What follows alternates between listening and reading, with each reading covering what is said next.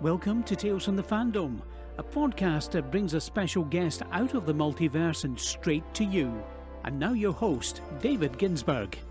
Hello, everybody, and welcome to the latest episode of Tales from the Fandom. We are back. It is the month of February 2019, and I am joined by Ann Mossy, who had come down to Orlando for Holiday Matsuri and shot with a few of my previous guests on some wonderful cosplay photos. And I'm so happy to have Ann here to talk to me about some of her favorite fandoms and, of course, cosplay. Welcome to the podcast, Ann. Hey, how you doing? I'm doing well. How about yourself? I'm doing pretty good. Now, I have to know, just out of curiosity, are you in a place where there is snow currently, or is it just cold? I'm in Atlanta currently, so it's very fluctuating. The weather never knows what it wants to do, but so like right now it's I think like 40 or 50 degrees outside, but it's supposed to snow tomorrow, so I don't understand the weather. Oh my goodness. I feel like, especially this past couple of days, and I think all this week here in Orlando as we lead up to your episode release, it's supposed to be like highs of 50, and my kids always are like, I don't like wearing pants. I'm like, yeah, I know. We moved to Florida to be pantsless, but you know, it's cold enough that you guys have to wear pants today. I feel that. I'm originally from New Orleans, so it was just constant humidity or like heat. Anytime it was below like 50 degrees, we'd be like, what is this? What is happening? Yeah, it's man, the weather has been, you know, crazier and crazier every year, and it's just like, oh gosh. Like I know friends this coming week, and my northern state friends are like, they're bracing for like negative 50 degrees. I'm like, yeah, I don't want that. Can you even go outside? Like, I don't understand. I don't understand when it gets that cold, because I'm like, what do? Do you go outside? Do you have to, how do you survive? Like, my answer to that would be very carefully. gosh. I mean, I like when it snows down here because it's like, we only get like 1 to 3 inches of snow, but because it's still the South, everything shuts down. So we can all like go outside and play, and it's not like super cold. The whole city is shut down. So, you know, you can just go outside and play in the snow. Everything is like closed off, you know. You can like walk on the interstate because nobody's driving. Like, it's crazy, but it's really fun. I do not know if I would ever walk on the Atlanta interstate, because even just driving on it scares the garbage out of me.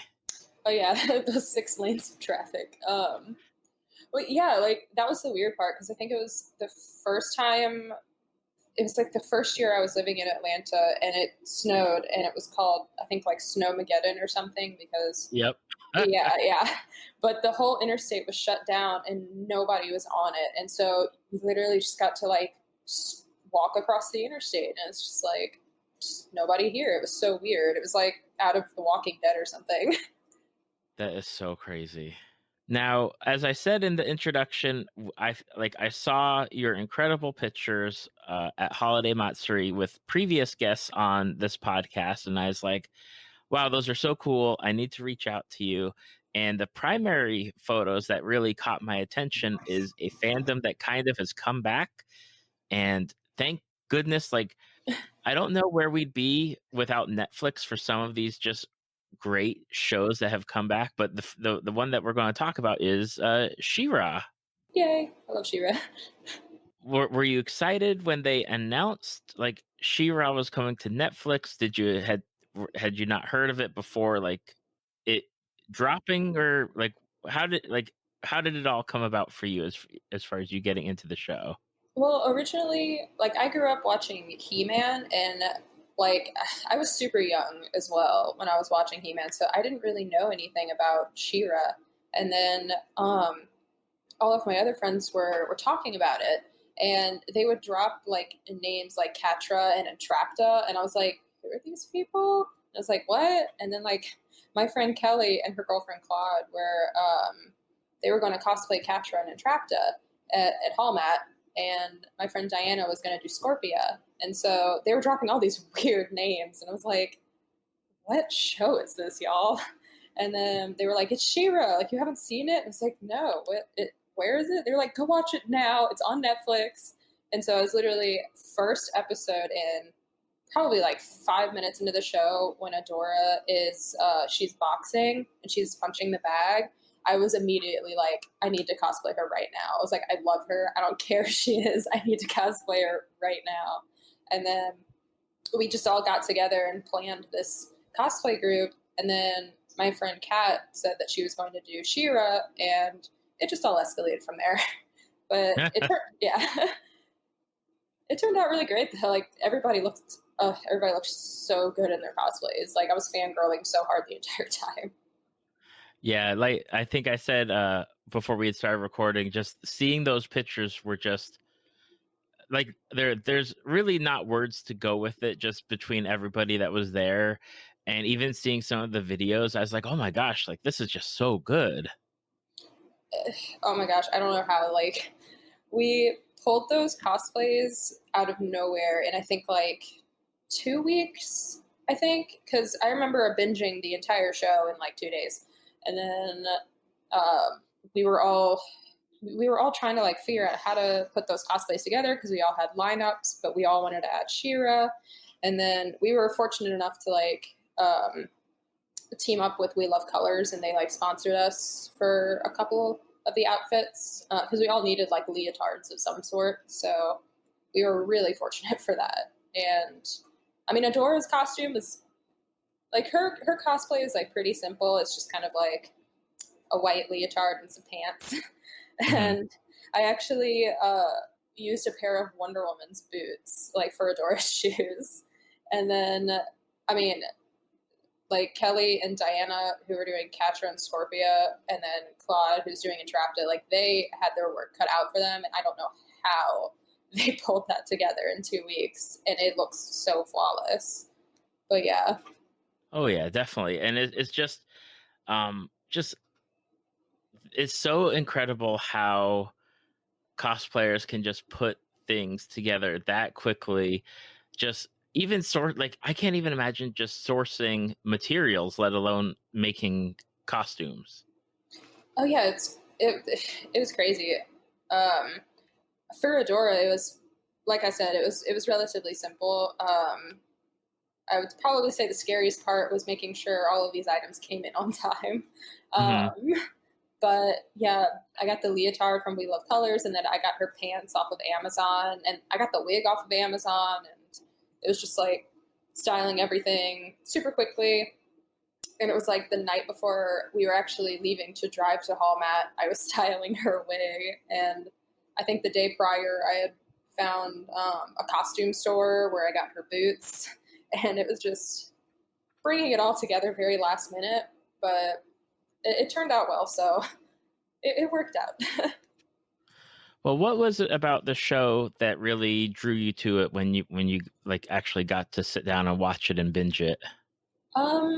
I really, really loved Adora's character in the beginning, and that's what made me want to keep watching. I really love like boxing and MMA fighting, and Adora's character, just like, she embodied a lot of that strength, and she was also just like, her personality resonated with me as well. And that's what originally drew me into it, was just seeing this like really strong woman just fighting and being awesome. And then as I continued watching the show, there were even more strong, amazing women coming in, and they were all like fighting, and they were all just amazing in general, I guess, is the only way I can think to describe it. And then, not to mention, like, the LGBT representation is amazing in the show. Like, I just love how everybody is gay. So yeah, I think those are probably the main aspects that drew me into it. I know that when She-Ra came out, and it's occurred with a few of the other like Netflix adaptations, is that there's always people complaining or criticizing like the art styles that they tend to go with the different animations. What did you think about She-Ra's animation? Are you talking about the old one or the new one? The new one, the new one. With the new one, I like. I understand why people don't really like the animation or the art style. It's very simplistic, and there are occasionally a few continuity errors. And like, I went I went to art school, and most of my friends are animators, so like, I'm constantly surrounded by the criticism of animators when it comes to TV shows. So I definitely see where they're coming from in that aspect, but the story itself is so beautiful and amazing. And like, personally, I did not mind the animation, and I think the story makes up for any shortcomings that the show may have. Absolutely. And it's one of those things where I think the common refrain I hear is that, especially with the older generation like myself who grew up on, say, He-Man or She-Ra, Voltron, Thundercats, and when they have these new shows come out, people are like, "Oh, I don't like it. It's not how I remember it." And it's like, it's not for you. It's not being made for like us as that target audience. Like, we just happen to like it or fall into it, but it's Ex- like this is targeting the new generation, like my kids or other people's kids. exactly. And I think that one other thing that I actually really enjoy about, it's not the animation style so much as the character design, but like in the older Shira, because since watching the new one, I've seen some bits of the older one, and everyone looks the same. Like, it's all the same character design, the same body type. And then with the newer one, you have so much diversity, and it's amazing. Like, you have people of all shapes and sizes, and it's beautiful. Like, it's great that kids have that representation now, no matter what they look like. And I think that that's amazing, and I think it should be incorporated in more TV shows today.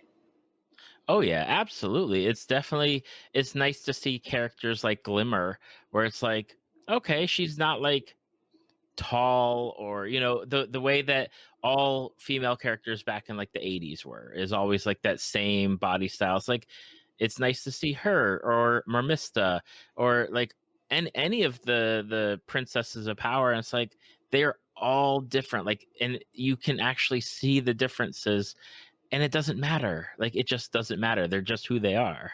Exactly, it's beautiful, and they're all princesses, and they're all kicking butt, and it's amazing and empowering. And yeah, it's like, I mean, one of the reasons I think the show did so well is how inclusive it is of everyone. And yeah, I mean, that's one of the reasons I love it so much. Now, who is your favorite character? That's really hard. Um, Probably Adora. That sounds super basic, but I just personally relate to her a lot, and I really love her character. Gosh, I love them all. It's so hard. It's so hard to pick. Um, I gosh, because the more I think about it, I'm like, oh, I love Adora, and I love Catra, and Trapta, and Mermista, and Bo, and Seahawk. Like, I'm just going down the list. Oh my goodness, Seahawk is one of those characters where it's like, if he was done, if he wasn't done right, it would be too much. But I feel like he's on that edge of, he's really good, but I'm glad he's in short doses. I feel that, but I love him so much. The parts that he is on screen for, and I love him and Bo. I don't know why I ship them so hard, but then I also I ship him and Bo, but then I also ship him and Mermista, and I'm just like, can we all just be in one giant couple together? Like, please. I just want you all to be together. I know I'm really excited for them to come back. I saw that, I think it's April for the next season. I can't remember, but I swear I know that it's like season 2 is coming soon. It's really soon. It's April 26th, and Yeah. I'm like, me and a lot of my cosplay friends are like sitting here on edge because we're like, please don't change your costumes. Please don't change your costumes. Because we're all trying to do this like huge cosplay group for MomoCon, and like, if it comes out April 26th and then MomoCon is like a month after that, we're just like, please don't change your costumes. Please don't change your costumes. Oh my goodness. It's such like I know I told you this before, before we started recording, is that we sit down as a family to watch like family shows before the kids go to bed, and just being able to watch She-Ra, which my wife and I both watched when we were kids, and then having our kids watch it, especially like my daughter, and she can see all these different like powerful women just doing their thing. It's just so it makes me so happy. It's so amazing. And like, I love that because I personally don't know a lot of families who just sit down and watch cartoons together. And it just like, it makes me so happy when I hear that because it's just like, I don't know. I just love when families can just watch amazing cartoons like that are also super empowering to their kids. And yeah, like it makes me so happy that, like little girls have these amazing, strong role models now. Yeah, it's so good that there's so many like opportunities and so much like just out there for them to gravitate to, where like even like 10 years ago it wasn't like that at all. I know. Like I'm like sitting here trying to think of the female role models from cartoons that I had when I was a kid growing up. And they were there, but they were definitely not as diverse as they are now and inclusive. And like, cause like I remember I loved like Shigo and Kim from Kim Possible. Like they were amazing. Yeah. They were awesome. And then for like Avatar, I loved like Toph and Katara and like and Suki and Azula. Like they were all amazing. But even then, like I think like 12 or 13 when that came out. I don't even remember. But like I wasn't as young to where it was as influential as it would have been if I was like 7 or 8. So Exactly. so it's just so great seeing all of these new shows that have all that representation. What do you hope we get to see in the next season of She-Ra? Like what would you like to see? Um oh gosh. That is such a broad question. Just more general gayness. I have, gosh, I would love to see an interaction, I think, between Adora and Entrapta, like the Princesses of Power running into her, because it was my understanding that they didn't know that Entrapta was still alive and working with Catra and Scorpia. Right. And so, like, I just think it'd be really interesting to, like, have that interaction where Entrapta's like, you abandoned me, and Adora and all of them are like, we thought you were dead. And just having that reunite, I guess. But I don't think I don't know what Entrapta would do. That's another great thing about her character, I guess, like the unpredictability. But I think that'd be cool. Yeah, we had to rewind that at when we first watched it, because we were like, "Wait a minute, did they really kill like someone like in the first season? Did that Right? happen?" Right? I was just like, but I was like, did Entrapta just what? Like, I love her character so much. She's so quirky and funny. Oh my gosh, yes. Just between like where she lives, and she wants all her food small, and The she's tiny food. machine. It's so good. And you have, it's one of those things where like you have again the representation of like, here's a super smart woman who's like basically super engineer person. It's like, see, like I tell my daughter all the time, like, you can do whatever you want, like just do it, it doesn't matter. Exactly. And like when we were putting together the cosplay group for Hallmat, my friend Claude, she cosplays Entrapta, and it's just so amazing hearing her talk about how much she loves the character because it just resonates with her so much. And then same with like Kelly doing Catra, and like it's just amazing having these specific characters with such interesting quirks and personality traits that just personally resonates with the audience so well. Like Hmm. it's just the show's just amazing. It is, and I'm excited for it to come back. Me too. And it's so soon. Like, I'm so surprised how quickly it's coming back. Usually shows take like a year to come back. Right? Like I remember having to wait so long for my shows, and now it's just like something does good and they're all over already having it in production and getting more stuff coming out. I'm just excited.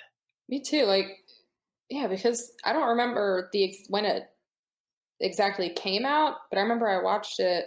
It's like early December or like Mhm. late Yep. November, and now season two is out in like 6 months, and I'm just like, okay, y'all got that out quick. All right, I'm not complaining. Exactly. Another show that is equally focused on like representation and having diverse characters and a really good story from what I've heard because I have not watched this show is Steven Universe. Yes, you should watch Steven Universe. It's great. uh, Okay, here's my question is where do I watch Steven Universe? Like how do I watch it? Cuz I don't know the channel or um, place. well, it comes on Cartoon Network, but their schedule of releasing episodes is very sporadic. But the good news is, I think all of the seasons I think up to date are on Hulu. So Okay. that's where I watch it if I ever want to rewatch something. Just yeah, it's all on Hulu. Awesome. And how did you get into Steven Universe? Was this one where you saw it from the beginning or had someone recommend it to you? Actually, I got into Steven Universe. Think the episode that hooked me was somewhere in season one because I had a bunch of my friends love Steven Universe and watch it, and they would always tell me to watch it, and I was just like, it's not really for me, guys, because I tried, and the first episode didn't really like hook me, and then it was like I don't know if it was a season finale or like a mid season or something, but it was, I think the episode was called Jailbreak, and it's when a specific character, Garnet, sings a song called Stronger Than You. And Hmm. it's, it was just such a powerful scene and such an amazing scene. And you find out that, spoiler alert, even though we're like 5 seasons in, one of the characters is a fusion between two different gems. And it was just such a, well, it was a great song and it was a great scene, and it showed this amazing like gay representation between these two. They're gems, but they have female representation to them.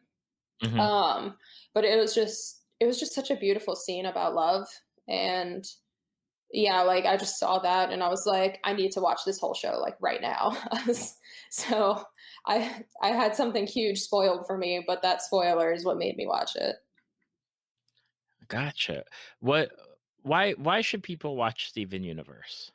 I think that it's just such a great show with so much representation to it. Like, and the messages that come off of it are so amazing. And like Rebecca Sugar, the creator, does such an amazing job of just including everybody from everywhere into this show. Like, it has so much LGBT representation. Like, it just, I don't even know like how to explain how perfect this show is.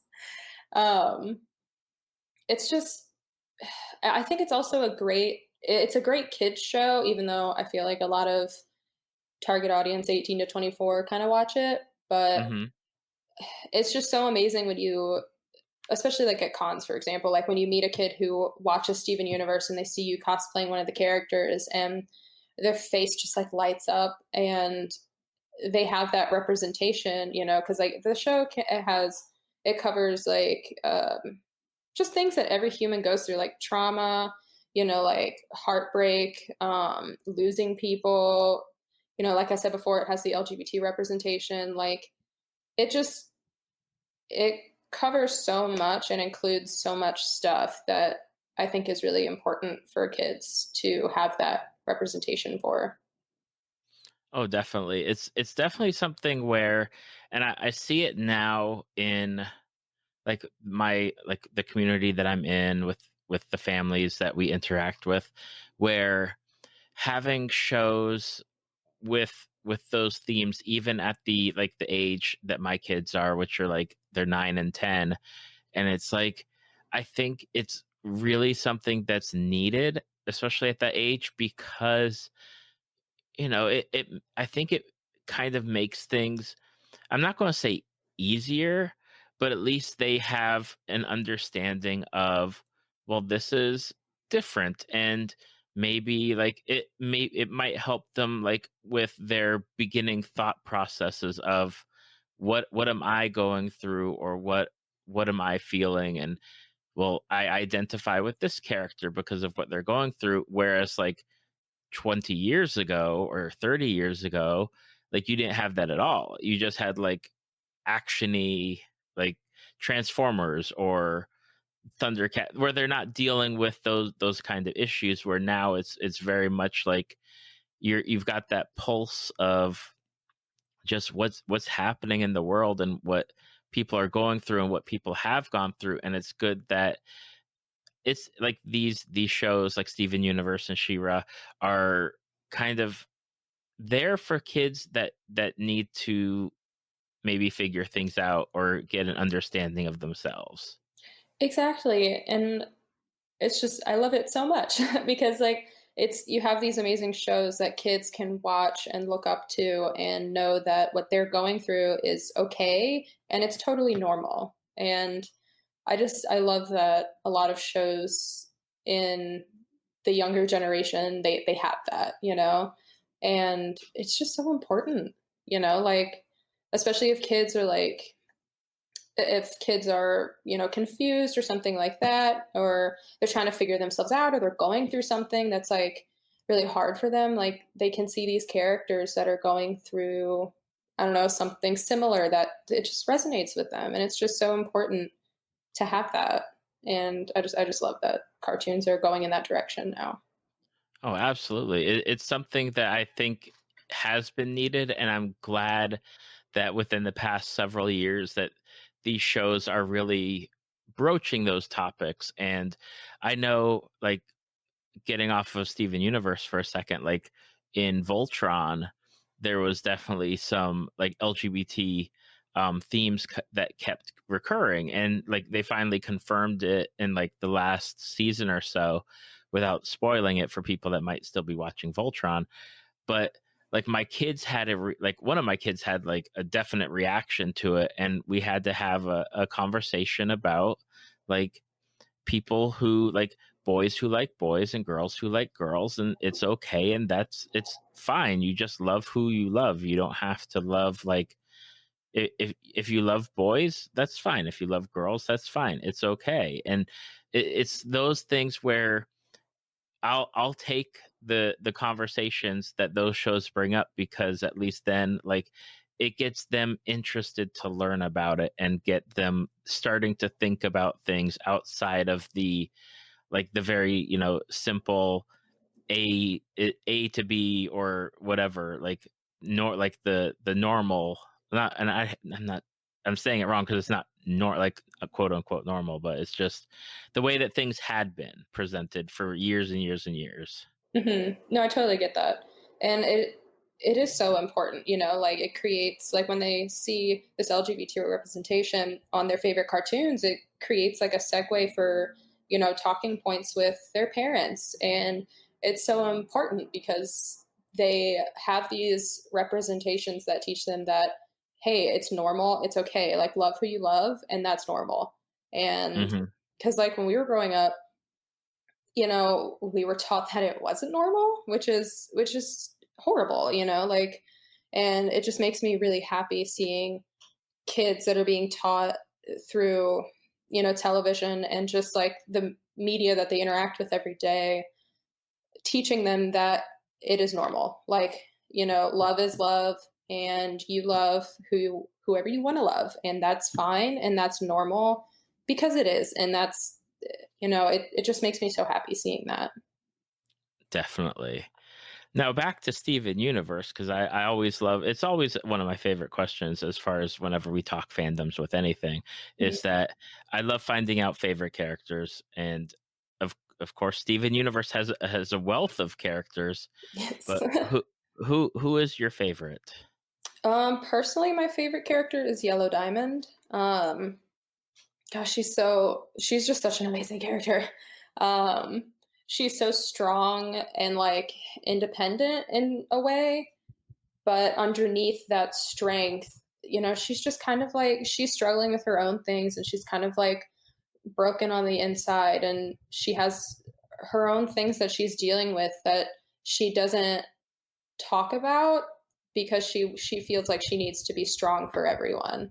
But I don't want to spoil anything because the season finale just happened a couple days ago. But Yellow Diamond, you see her break down some of those walls and just be vulnerable, and it was just so amazing. And yeah, she's my favorite. She is my favorite. It's always wonderful. I'm happy when shows do this, like we talked about with She-Ra and with Steven Universe, that you have a multitude of characters that they equally develop like across the board, whether it's in the first season or you get like an episode here or there as that character develops, and you get really fully fleshed out characters. Like going back to She-Ra, we had like Adora, Catra, Mermista, Bo, Glimmer, um, and Trapta. You had a core set of like let's say 6 characters that by the end of the first season had already you'd really gotten to know them beyond like, hey, this is them, this is how they dress, and this is their name and their powers. You get that development. And same with Steven Universe, you have a number of different characters where by I think this is what, the 5th season. Yeah, it just ended. Yeah, the 5th season, where you have characters who have been developed since season 1, and you can definitely see the character growth, who the character is, and you have fully fleshed out characters. It's amazing, especially in Steven Universe, seeing how far some of the characters have come since the first episode. Like, I was thinking about Steven, like himself, and how far he's come in the 5 seasons. And I'm like, you're 14 and you're more mature than I am. Like, like how, oh my gosh, like some of the things that he deals with in the show. And that's another thing that I really love about the show is that Steven deals with so much trauma and like loss and dealing with so much stuff with like his mom and just who he is as a person. And then like it's just so amazing seeing a show and not ignore that, like all of the things that he went through, because I feel like a lot of times with other shows a character will go through all of these traumatic events but they never talk about it. It's just like it's like, oh, your parents died. Okay. Oh, that's too bad. Like, yeah, I know. Like, they never talk about, or you never see the actual trauma and, like, emotional distress that the character goes through because, like, you know, all of that stuff, it leaves a scar, like, you have to talk about it. And, that's another thing I love about the show is that they show Steven going through all of that and overcoming it and learning to love himself and just all of his insecurities and things that he deals with based on all of the traumas that he's had. And it's just another great thing about the show, like seeing a character in his weak point and regaining that strength over time. Oh, definitely. It's something where, again, I think I can kind of pinpoint like the evolution of having like fully fleshed out I don't want to say cartoon, but like animated stories or animated characters, like with Avatar, where they started having that, where you'd get like character development across the board, even in the first like couple episodes with that show. And I'm really happy that they're developing that. Oh yeah, definitely. It's amazing. And Avatar is another another one of my favorite shows, even though gosh, I was thinking about it the other day and I think it ended like 10 years ago. And it blew my mind because I can't believe how much time has passed. Oh, definitely. And that's a great segue for us to talk about Avatar: The Last Airbender. Yay. Another great show. Yay. Another great show. And I can definitely say that I know where you can watch this one by buying the Blu-ray, because sometimes it goes on sale on Amazon and it's a great price and great quality because I got it for my kids for Christmas. So plug for that. But I don't think it's on Netflix right now. They took it off. And I don't know if it's on Amazon Prime or Hulu, but it's somewhere. You can find it. I think it's on Amazon Prime, but I think you have to buy the seasons. Yeah. Oh, good. I did. I had the old school DVDs. I just played them on my Xbox. But yeah, it's such an amazing show. Gosh, I could talk about Avatar forever. Well, again, did you? I know with me when Avatar came out, it was, oh gosh, we had just gotten married, and all of a sudden there's this show that people are talking about, and I remember watching it at the beginning, and then missing parts, and then catching it again, and then missing parts. I'm like, wait a minute, what happened? But that show is just so incredibly well done. It is, and I just love it so much. Like it was such a unique show, I feel, for when it came out, like at least because I think it came out when I was like 12 or 13. And it was just so cool seeing like these really strong, awesome kids like doing these really cool things. Cause I remember they were all around my age. And it was just so cool. Like the idea of bending and just like the whole world that they had created with the 4 different nations, like it was just so cool. Like it was Mhm. just such a cool concept. And I loved it so much. It was actually like it was the show that got me into fighting and like MMA training and stuff. Just because seeing all these amazing characters, because like each different bending style that they show in the show is based off of a real life martial art, and Mhm. I always thought that was so cool. With every like fire bending is, I believe, like derived from boxing, and you have like water bending, which is derived from Tai Chi, and it's just like so amazing to me how they put so much work and into developing just the concept of the show in general. It's amazing. Oh yeah. And again, like as we've been talking about, because I feel like this whole episode is just well developed cartoon or animated characters. You have characters that they like you have Aang, who's suffered, he's the last of his people, and in episode, I think it's like episode 2 or episode 3, you're dealing with him seeing like the bones of Oh, his other, like his other, like the air nomads, and you're like, holy cow, like this is a kids show and they're already tackling subjects like that, like right off the bat, oh and yeah. having to like him deal with that. uh Katara and Sokka, like their mother was taken away and their father's been gone trying to like fight this war for however many years it's been. And like each character has like this thing, and it stays with them the entire series. Like it doesn't go away, and it makes their character even stronger. And then of course you have like Zuko and his relationship with his family, and Iroh, and it just it it just breathes life into these characters.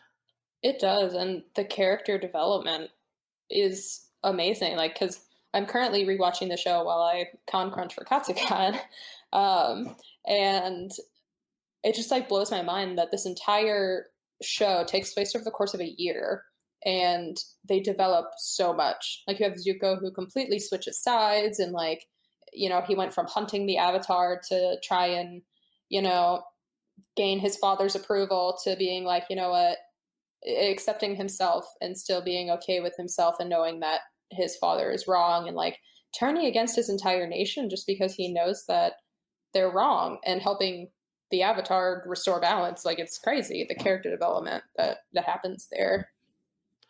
Yeah, one of because we the kids like to put the Blu-rays in whenever, like just whenever they'll pick like an episode and watch it. And one of the ones that we like is like the story arc in the third season, the fire season or fire book, Hmm. where like Aang is going to the Fire Nation school. Oh yeah. And he's like, that's not how the Fire Nation did it. This isn't how the Fire Nation did it. And just having like a character be able to inform, even if like the whole nation or the whole school is like, I don't know what you're talking about. That's not how it is. The character's informing of like that past history.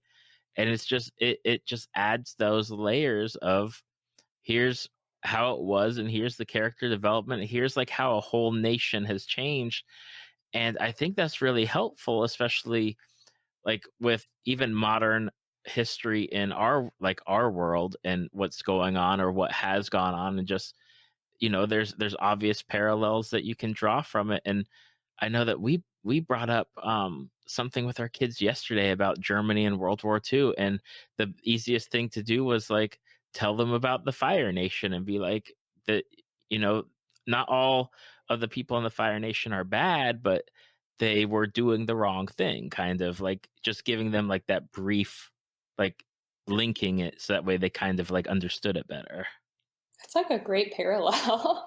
I didn't even think about that. But yeah, that's so true, and it's such a gosh, it's such a good show. I don't even know like where to go from there. Well, we'll go from there to favorite character, which if you can't answer, it's totally fine because there's so many good ones. There are. Let me think.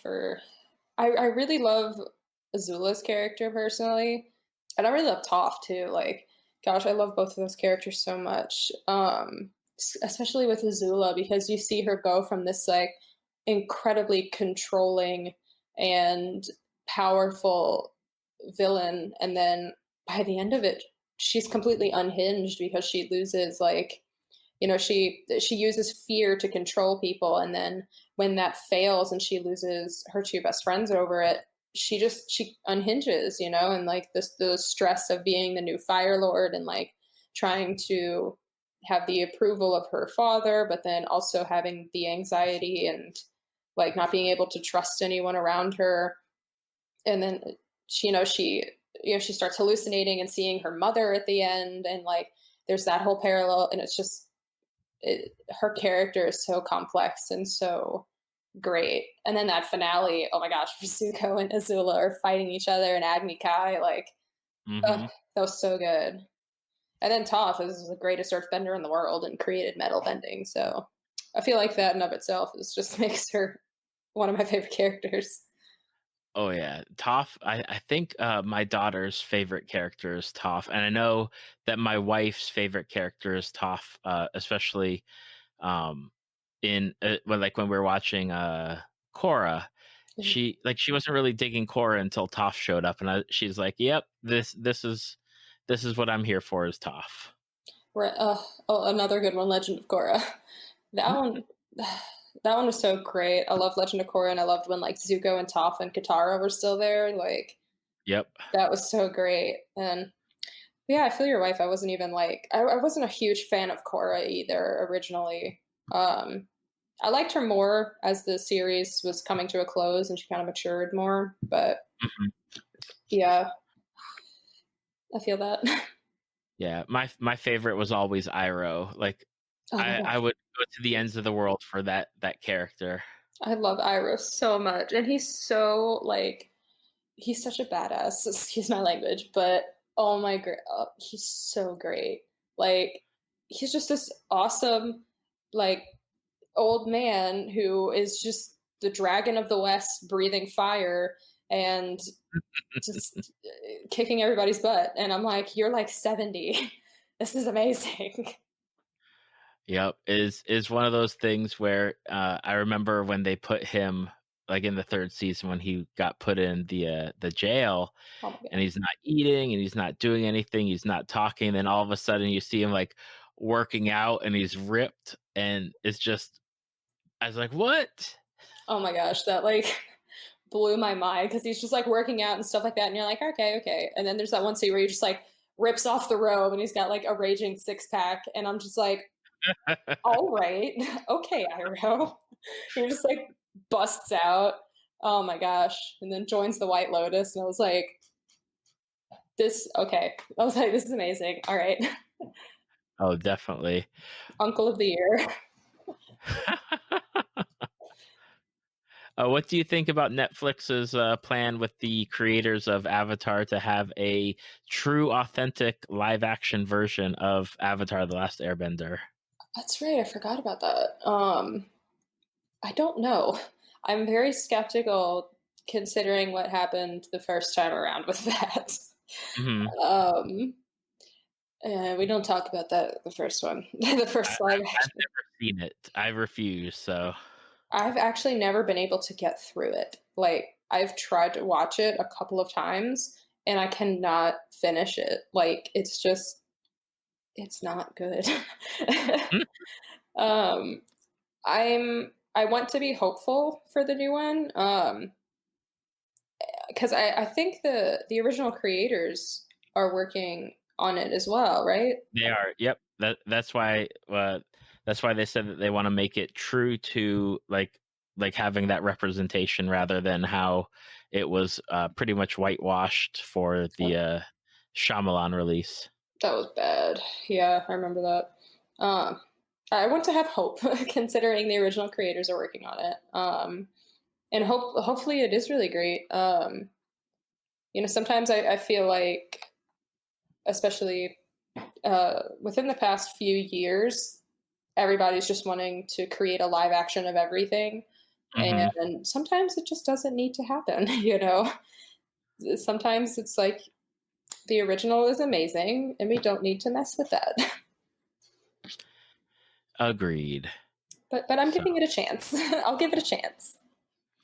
definitely, I definitely will be giving it a chance because I know that especially like when it has the creators with it, whenever one of those pops up as far as shows go, and they're like, oh, the original creators are involved. I'm like, okay, I will give them that. Like if they had said, oh, we're doing another like Nickelodeon movie live action Avatar, I'm like, no, no, no thanks. No, no. Yeah, like that's kind of the same way that I felt because the creators working on it, I was like, all right, this could be good. This could be all right. Like, we'll see. I have hope. I found, or not I found because I didn't find. When I saw the pictures from Holiday Matsuri, uh, it was because of previous guests that you had been cosplaying with, and I was like, oh, I definitely need to have you on because I love She-Ra and you obviously love She-Ra. Um, how did you first get into cosplaying? How did you get your start? I think it was around like 2 years ago is when I really started like investing a lot of my time and energy into cosplaying. Like I always enjoyed dressing up and I always did it, like there was always Halloween and then I would always look for any other excuse outside of Halloween to dress up. Um, but then like I kind of found out about cosplaying and it took me way longer than it should have to discover the world of cosplaying. But yeah, about 2 years ago, I finally was like, you know what? I want to go to a con. I want to really go out. I want to do the body paint. I want to make my full costume. And I did it and I absolutely fell in love with it. It was actually at Dragon Con was my first con, which that was a massive first con to go to. um, and it was Princess Bubblegum as actually my first one, and I like body painted myself pink. I didn't know how to wear contacts yet though, so that was it wasn't horrible, but it's definitely kind of bad. My first cosplay. What is the toughest thing with body paint? Is it just like the general application of it, or is it like the like after wearing it for so long, just like getting it removed? I feel like it depends for everybody. The first time that I body painted, I used water-based paint, which for me and my skin type was not a good choice because I have like naturally drier skin. And then with water-based paint, it just like dries out even more. But then with like cream-based, it just kind of like helps keep some of that moisture still in, which is what I use now. I have to say probably taking it off is like, for me, it's like a love-hate relationship, because you feel amazing taking off the body paint, but at the same Mhm. time, you feel so tired, because it's like the whole con is just like hit you in the face at that point, and you're just so exhausted. Yeah, like, because my skin just does not. I mean, I don't know whose skin enjoys being covered in body paint, but Right. yeah, for me, it's like the end of the day, taking off that body paint, my skin is just like, please apply all of the moisturizer you have, all of the skin product, like, just please help us. What's your favorite thing about cosplaying? What drives you to do it? um, I mean, I love being able to take a character that I love so much and just bring it to life. It's just like, that's my favorite part about it, is just being able to become that character that you love so much. And then I love taking them to cons and then seeing the reactions of people who recognize the character. And like, my favorite is when a kid recognizes the character. Like, I remember at, I think it was MomoCon last year, I was wearing a Princess Bubblegum cosplay, and I was not feeling it. It was one of those days. It was like 90 degrees outside. I just felt horrible. But then all of a sudden, this little kid ran up to me and she just gave me the biggest hug. And she thought that I was a princess. And she was just like, "Are you Princess Bubblegum?" And it was just like the cutest thing ever. Like, she just hugged me because she thought I was a princess and she thought that I was the real character. And it's just moments like that where you can make a whole kid's day because they think you're that character. Like, that's probably one of my favorite parts about it. That's always something I know just from experience of going to conventions and watching like interactions, is those kind of like moments where it's just like that one kid, that one interaction, just you can just see, especially you can see it in the people who are doing the cosplay. It's just like it like makes everything kind of worth it. It does. It made my whole day. Like, my day went from being like really horrible and uncomfortable to just like, well, that's it. Like, this is it. That's amazing. Like, just being able to make a kid's day, because to them, like, you are that character, is, Mhm. it's just so, it's such a rewarding feeling, I guess. Um, yeah, it just feels really, it makes the whole day, like, it can make a whole day. What's your hardest thing with doing cosplay? Is it just getting the details right? Is it sourcing material? Is it just time? Um, what is your greatest challenge with it? Um, Gosh, probably I can be kind of like a really nitpicky and like a perfectionist when it comes to my cosplays. Like, I really, really want everything to be like screen accurate. Um, and so that's probably my biggest challenge, is knowing when to stop Mm, and just be like, you know what, it still looks fine. Like, it doesn't have to be 100% screen accurate. It's fine. Um, so that's probably my biggest challenge. Um, yeah, I think that's probably it. okay. And then who's been your favorite to cosplay so far? Honestly, probably Adora. Um, she is, and I'm very fortunate in that aspect because she's a very simple cosplay. Because she's just a wig and a leotard, but it's just the character herself. Like, I love her character so much, and she's probably one of the characters I've cosplayed, because like, I love like all the characters that I cosplay. Like, I love the character so much, but Adora is probably the first character that I've cosplayed that I relate to so much. Mhm. And so it just, every time I'm in her cosplay, I just like, she's my favorite cosplay to do, because I just love her character so much. with con season, of course, like coming back around, because it seems now it's like never ending. There's always a con every month, everywhere, no matter how big or how small.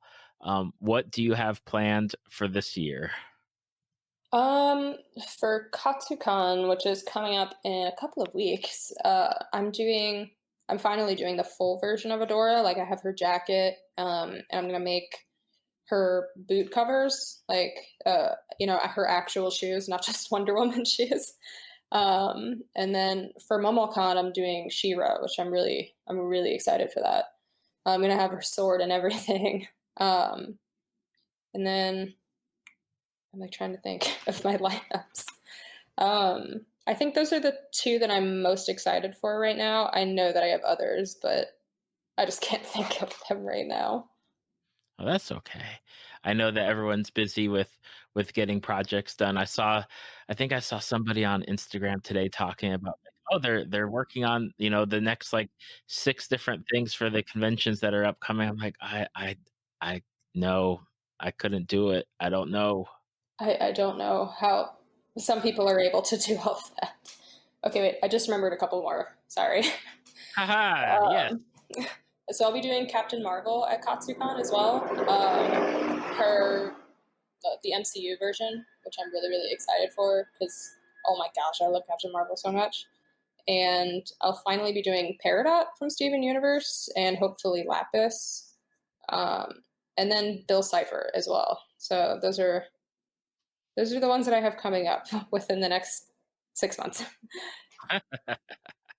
And of course, one of the benefits of having all these costumes is the incredible like photos that people get to see and check out like on all the social media. Because I know that's always some of the things, especially when I have like guests, because I love to follow all my guests and be like, oh, let's see what's going on, and just see like all the photos that are coming out. It's just some of the stuff that cosplayers do, that you guys do.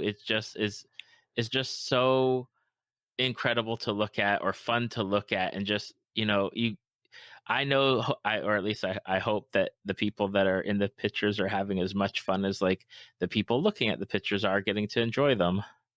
Oh yeah, like I see some cosplayers and the things that they create. I'm like, how are you alive in there?